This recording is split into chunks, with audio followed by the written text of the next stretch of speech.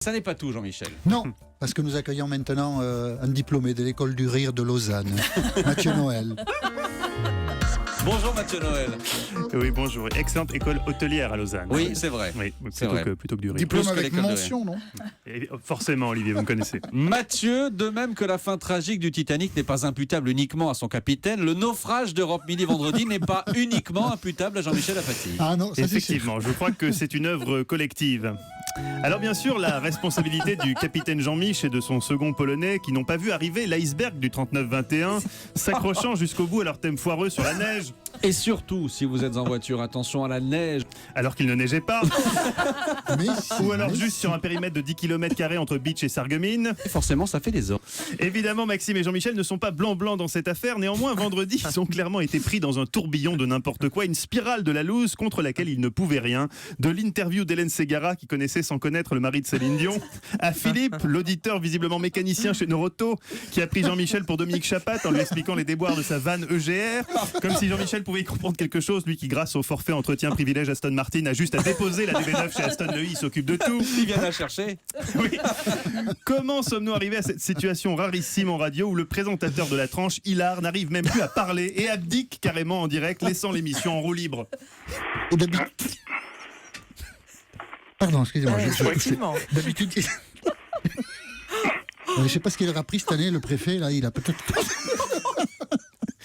Vous aurez noté la fabuleuse excuse bidon, pardon, j'ai toussé, alors que Jean-Michel pleurait littéralement de rire à chaque fois que le type revenait sur la vanne EGR.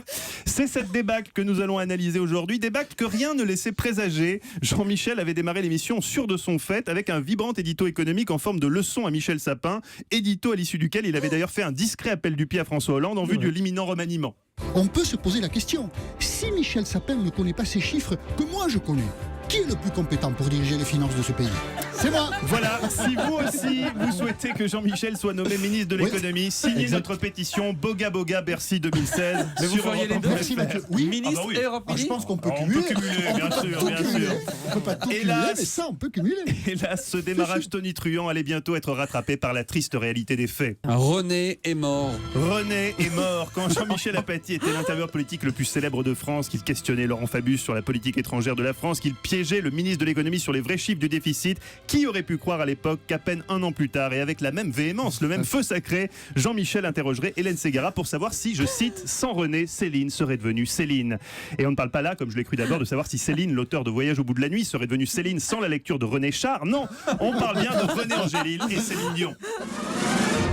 Bonjour Hélène Ségara. C'est une question à laquelle sans doute il est très difficile de répondre. Céline Dion serait-elle devenue ce qu'elle est devenue si elle n'avait pas croisé la route de René Angélil? À l'instant, ce SMS de Laurent Boyer. Super question, Jean-Michel. J'aurais pas fait mieux. Après Fréquence Star, notre spécial M6 a continué de plus belle avec Turbo.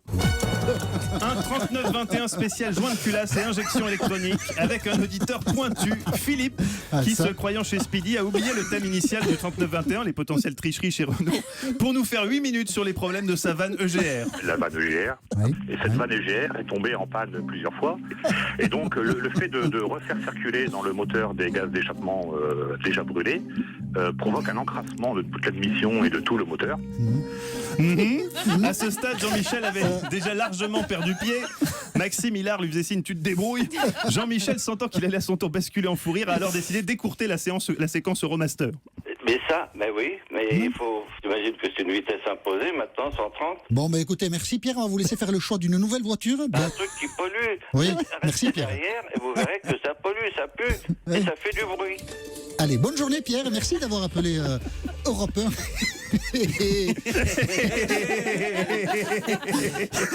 On s'est bien marré. C'est dans cette ambiance de fin du monde que Maxime a lancé le deuxième thème du 39-21. Appelez-nous au 39-21 pour nous parler de cette neige qui tombe en pleine. Enfin, comment perturbe-t-elle votre vie aujourd'hui? J'adore le Thème enfin. éminemment foireux, surtout quand la neige ne tombe pas. Une fausse piste éditoriale née le matin même au QG météo de Laurent Cabrol.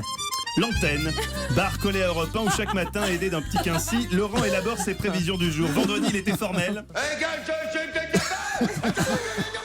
Ce qui en Cabrol signifie j'ai mes lombaires qui me lancent, il va neiger à Saint-Dié-des-Vosges.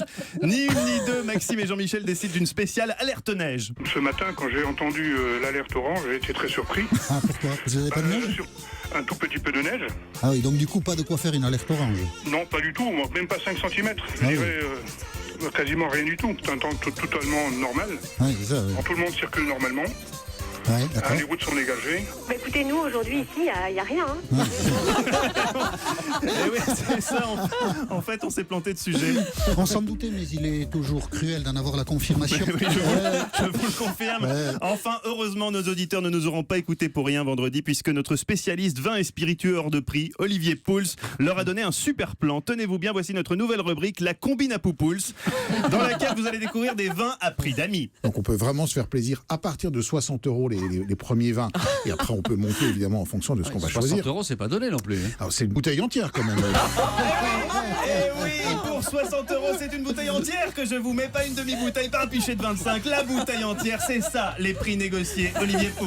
Voilà pour la chronique de Mathieu Noël. Merci Mathieu. Je voudrais tout de même m'excuser auprès de tous les auditeurs qui nous appellent régulièrement. Continuez à nous appeler, même si vous vous retrouvez dans la chronique de Mathieu. Oui. Et on s'excuse aussi évidemment auprès de Laurent Cabrol qu'on On embrasse. l'embrasse évidemment. Voilà, on Lolo. l'embrasse, mais bien sûr. Merci Mathieu. Maxime Switek, Jean-Michel Apathy sur Europe 1.